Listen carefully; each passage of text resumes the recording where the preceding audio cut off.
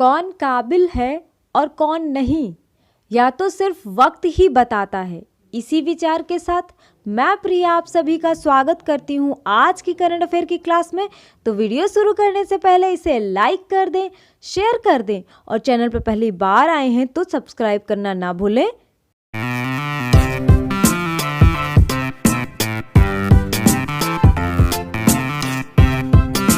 तो शुरू करते हैं प्रीवियस डे के क्वेश्चन से। हमारा क्वेश्चन था which nation has become the first one in the Arab world to open a consulate in Morocco controlled Western सहारा।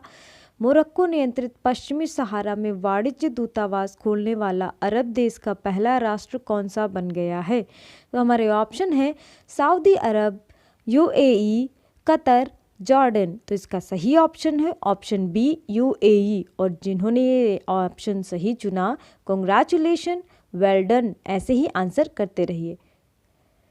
संयुक्त अरब अमीरात ने पश्चिमी सहारा में वाणिज्य दूतावास खोलने का फैसला किया है, जो मोरक्को द्वारा नियंत्रित विवादित क्षेत्र में वाणिज्य दूतावास खोलने वाला पहला अरब राज्य बन गया है।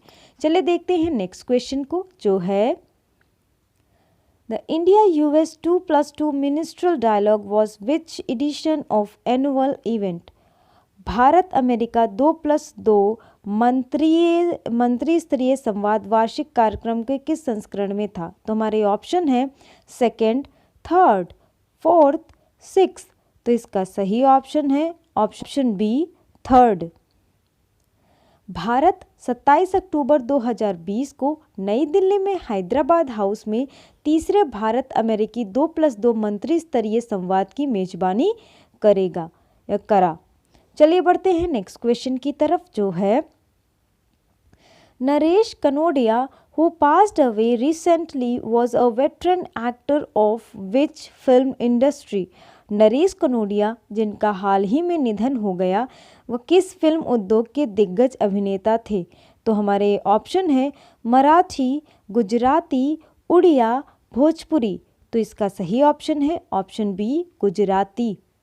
अनुभवी गुजराती फिल्म स्टार से राजनेता बने नरेश कनोडिया का संयुक्त राष्ट्र में Mehta institute of cardiology and research centre में कोरोना वायरस के लिए सकारात्मक परीक्षण के बाद निधन हो गया। मतलब वहाँ वो कोरोना वायरस से पीड़ित थे। चलिए देखते हैं नेक्स्ट क्वेश्चन, जो है when is the international animation day observed? अंतर्राष्ट्रीय एनिमेशन दिवस कब मनाया जाता है।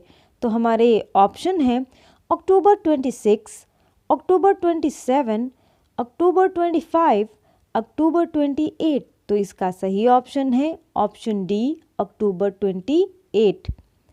अंतर्राष्ट्रीय एनिमेशन दिवस हर साल 28 अक्टूबर को एनिमेशन की कला को मनाने के लिए मनाया जाता है और एनिमेशन के पीछे के कलाकारों, वैज्ञानिकों और तकनीशियनों को भी इससे पहचान जाता है और उनसे बढ़ावा दिया जाता है। चलिए देखते हैं नेक्स्ट क्वेश्चन को, जो है Which country was the chair for the 6th BRICS Parliamentary Forum held virtually? छठवें ब्रिक्स संसदीय मंच की अध्यक्षता किस देश ने की थी। तो हमारे ऑप्शन है चाइना, इंडिया, ब्राज़ील, रशिया। तो इसका सही ऑप्शन है ऑप्शन डी रशिया। छठवें ब्रिक्स संसदीय मंच का आयोजन 27 अक्टूबर 2020 को रूसी संसद के अध्यक्ष वाइचेस्लाव वोलोडिन की अध्यक्षता में किया गया और ये जो कार्यक्रम हुआ था वो वर्चुअली हुआ था, मतलब वीडियो कॉन्फ्रेंसिंग के थ्रू। चलिए देखते हैं नेक्स्ट क्वेश्चन को, जो है Luis Arce has won the presidential election of which country recently to be appointed as the president elect? Luis Arce ने हाल ही में राष्ट्रपति चुनाव के रूप में किस देश के राष्ट्रपति चुनाव जीता है। तो हमारे ऑप्शन है उरुग्वे, चिली, पेरुगु, बोलिविया। तो इसका सही ऑप्शन है option D Bolivia.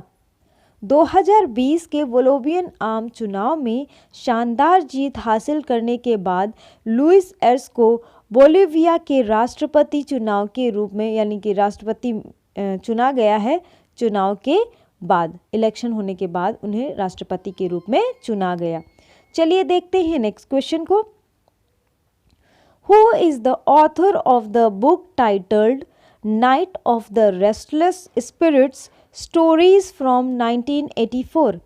Night of the Restless Spirits Stories from 1984 नामक पुस्तक के लेखक कौन है? तो हमारे ऑप्शन है सरबप्रीत सिंह, मनप्रीत कौर, विमल कुमार सिंधिया, राजकुमार पुनिया। तो इसका सही ऑप्शन है ऑप्शन ए सरबप्रीत सिंह। सरबप्रीत सिंह द्वारा लिखित पुस्तक knight of the restless spirits stories from 1984 का विमोचन किया गया। पुस्तक जो है वो पेंगुइन द्वारा प्रकाशित की गई है। चलिए देखते हैं नेक्स्ट क्वेश्चन को, जो है where is the headquarter of CSB bank situated? CSB bank का मुख्यालय कहाँ स्थित है? तो हमारे ऑप्शन है त्रिशूर, कोलकाता, चेन्नई, अलुवा। तो इसका सही ऑप्शन है ऑप्शन ए त्रिशूर। CSB बैंक लिमिटेड, जिसका पहले कैथोलिक सीरियन बैंक लिमिटेड नाम था, भारतीय निजी क्षेत्र की बैंक है जिसका मुख्यालय त्रिशूर, केरल, भारत में है, या भारत के सबसे पुराने बैंकों में से एक है। इसी के साथ बढ़ते हैं हम हमारे आज के क्वेश्चन ऑफ द डे की तरफ, जो है which state is going to implement smart black board scheme for a better teaching environment?